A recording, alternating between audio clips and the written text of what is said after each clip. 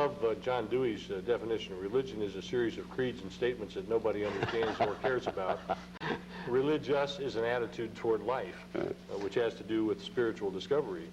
I think the problem is, you know, we have divided ourselves because we get hung up on words instead of seeing the unity of, or the relationship of the common truth or idea or awareness of God.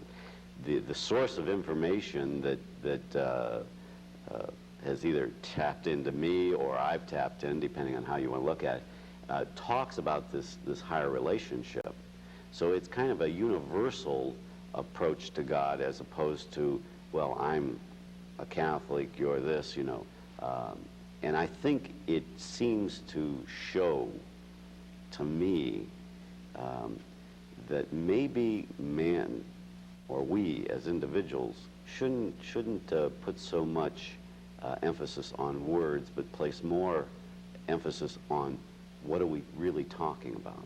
Well, as I've listened to you speak, what I comprehend is that you really deal with the Sermon on the Mount as a basic teaching about life and how people live.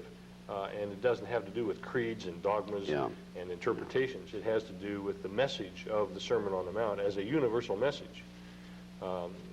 Because when I listen to you talk, and you're talking about knock and it shall be opened, ask and you shall receive, all of these things as very real teachings.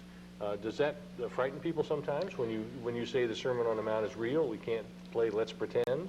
I think with some people, yes, it is frightening, because they're, you know, when you start getting bombarded from all sides about a specific approach to life or a specific message, then it begins to sink in, hey, maybe this is more real than what I've been wanting to give it credit for. Therefore, you become responsible.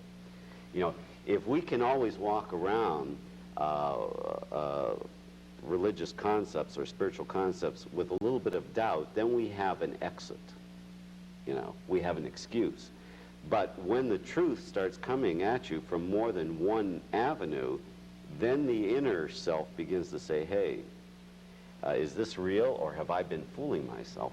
Man has the beautiful ability to make decisions, because he's a free will creation.